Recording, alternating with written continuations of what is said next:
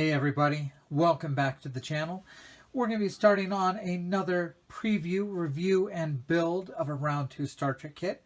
And man, over the past year, Round 2 has just been treating us Star Trek fans pretty darn well. They did that 1,000th scale USS Defiant. They did that double kit with the USS Grissom and the Bird of Prey. They've done that big 350th scale Klingon Katinga. They've done some nice repops for us that we haven't seen in a while, like the Runabout and the Romulan Warbird. And they have been putting out these new Star Trek Discovery kits. This is the second of 3 kits they're doing. They did the USS Discovery, they're doing the Shenzhou, and they are doing the USS Enterprise as it was updated to be on the Discovery. So let's take a look at this kit. Now, most of this should be just in line with what we saw on the Discovery. Same kind of kit. It's meant to go in a series, so we're going to see a lot of the same things. So we have Michael Burnham up in the corner. A great shot of the Shenzhou. And this is a kit I'm very excited for because I love this ship design. None of the Discovery artists really say who's designing what. They really treat it like a team effort, but I think most of us see a lot of John Eves in the design of this kit. He has done work on Discovery. He has not come out and said that this is his design, but it seems to take a lot of cues from his kind of ship designs. And I love his work. He, of course, did the USS Enterprise E. So here on the side, we get a quote from the captain, Philippa Georgiou. Sometimes the universe allows for the making of unexpected memories. Not sure if that was her or the Mirror Universe, Georgiou. We'll have to check on that. But what I love about this ship, the bridge is underneath.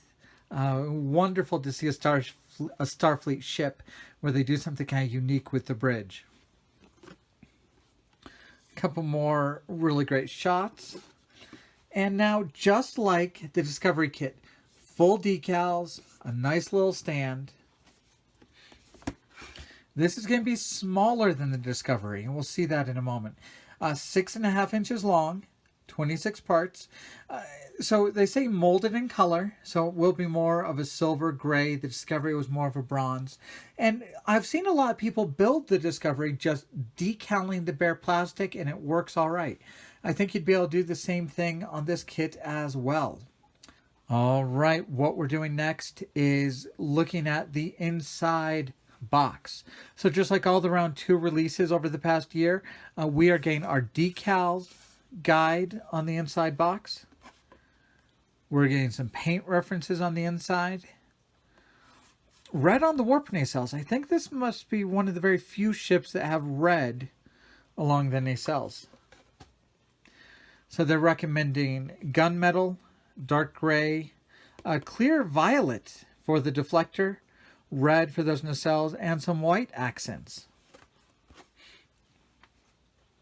Now, I want to look at this because I did like the Discovery, and I'd like to do the same thing here. I'm not sure how I'm going to get the wires from the nacelles up into the main body. This looks kind of very interesting how that's going to be. Here are the instruction sheets. All right, really one page, joining the saucer, adding some details to it. Kind of working on that pylon assembly that we saw before. It looks like you start off building it upside down. And then the back side here is how to assemble the nacelles. And finally completing it and adding it to the stand. Now, of course, one of the big highlights for the Discovery kit really was the decals. If we take a look at these are about the same, different color scheme, but still a wonderful reflective metallic decal. Incredible detail on those. And if you've seen any of the Discovery kits, these detailed panels really do make the kit pop. All right. So interestingly, the registry is part of the panel decals on this.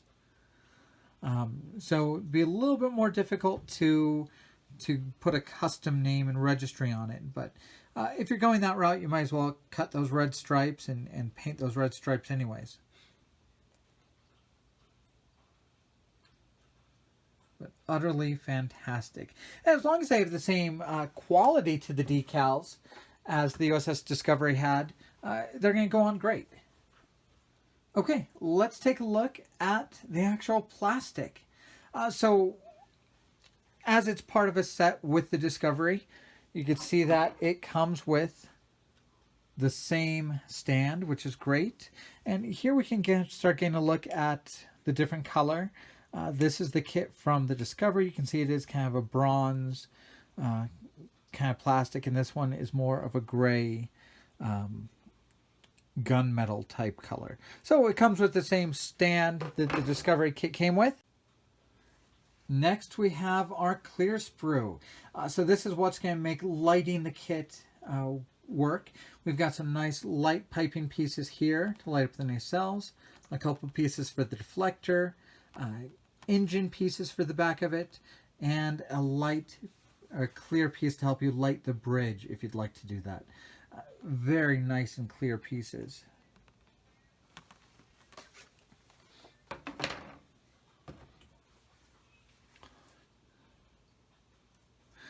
Now, with the molded in color, you do end up sometimes with little swirls. Under decals, that won't show much. We're going to paint ours anyway, so no need to worry about that. But once again, great detail on here. Lots of the lines are engraved as they should be. And like the Discovery kit, you don't need to mold in those windows. They'd be out of scale if you tried to mold them. Wonderful, nice, crisp detail. There's the bridge that underhangs on the ship. Some more nacelle halves. It looks like a lot of the kit pieces are going to be building up those pylons underneath. So here we've got kind of a main part of those pylons. This part looks like it sandwiches in there, and then a couple of the parts here to kind of provide those angled parts. So to light this, I think you're going to have to get wire up through here. Actually, your wires are going to have to start here where the pylons run. Run inside of this, then up inside these to get inside the ship. So if anything stops me from being able to light the ship, it's going to be running the wires through those pylons. I think there's plenty of room in the ship. You'd want an LED just running backwards. So I think there's room in there to put a nacelle, especially if you kind of remove that pin.